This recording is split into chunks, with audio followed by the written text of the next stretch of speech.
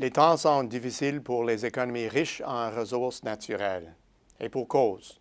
Le plongeon des cours mondiaux du pétrole, du gaz naturel et d'autres minéraux a eu des effets dévastateurs sur leurs marges bénéficiaires, leur balance commerciale et leurs projets d'investissement.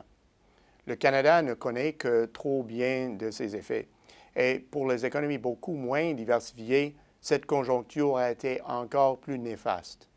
En effet, l'Afrique du Sud étant nettement plus tributaire de son secteur des ressources, la chute des cours a eu des répercussions évidentes. Recul économique, dépréciation de la monnaie, mouvements ouvriers et problèmes infrastructurels. Le tableau n'est pas réjouissant. Alors, notre optimisme à l'égard de l'économie sud-africaine s'est-il refroidi? Les chiffres actuels ne sont pas excellents. L'économie s'est contractée de 1,3 % au deuxième trimestre, surtout en raison d'une fluctuation ponctuelle des stocks. Malgré cet accident de parcours, la croissance sous-jacente suit constamment une trajectoire à la baisse, et ce pour plusieurs raisons. Le dynamisme du secteur manufacturier est en panne. L'exploitation des mines d'or poursuit une longue glissade et la faiblesse des cours n'améliore pas la situation. L'indicateur avancé a chuté à son point le plus bas depuis 2009. À cela s'ajoute une confiance généralement en berne. Les perspectives économiques se sont donc assombries, du moins à court terme.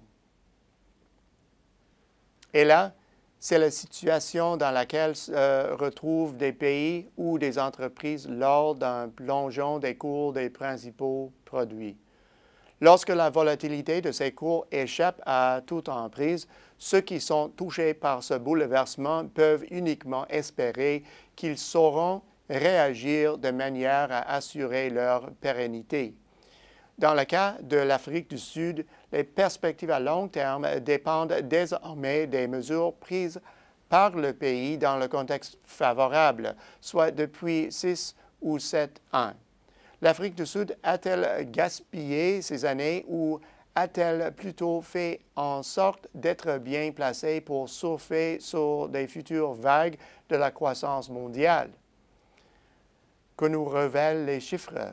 Selon le dernier rapport sur la compétitivité mondiale publié par le Forum économique mondial, l'Afrique du Sud a remonté de 7 places et occupe désormais le 49e rang sur 140 pays et se classe mon deuxième après Maurice au classement régional.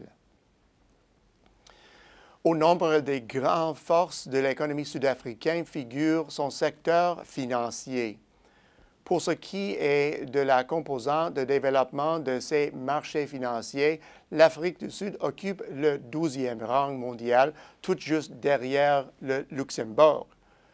En effet, les marchés financiers sud-africains sont de loin les plus développés et les plus stables du continent, et ils rivalisent avec ceux de la plupart des autres pays.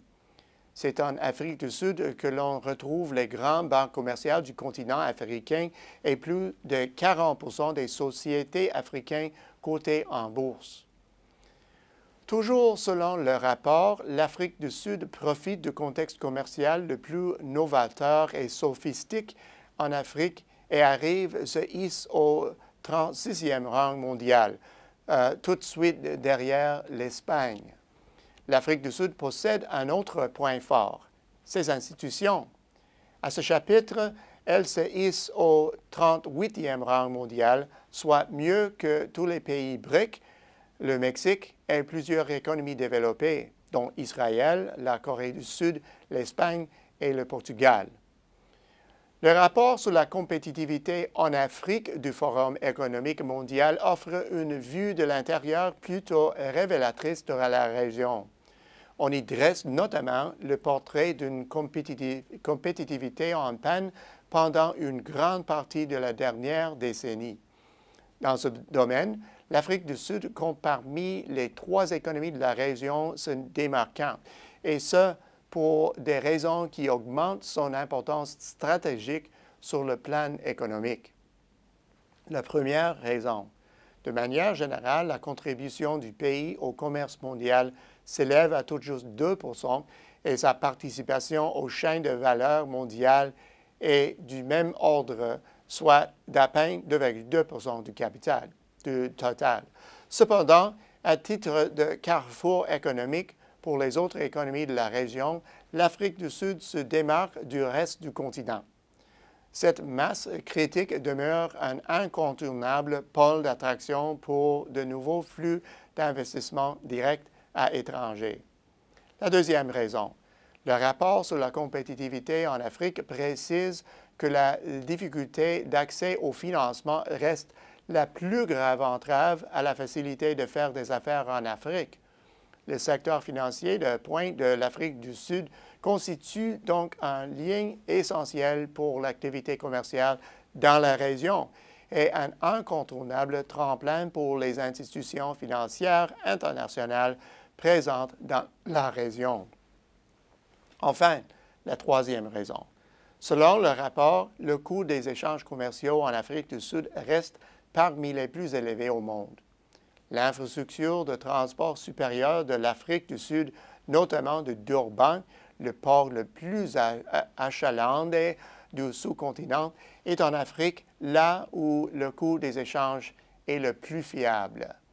Ensemble, tous ces éléments annoncent un brillant avenir pour l'économie sud-africaine et offrent à UDC une excellente raison d'ouvrir cette semaine sa nouvelle représentation à Johannesburg. Au bout du compte, les économies tributaires du secteur des ressources naturelles n'ont pas la vie facile ces jours-ci. Pourtant, celles qui ont su mettre à profit les périodes de prospérité pour se doter des structures nécessaires à leur viabilité sont promises à un avenir plus radieux. Et l'Afrique fait assurément partie de ce palmarès. À la semaine prochaine, c'est Peter Hall.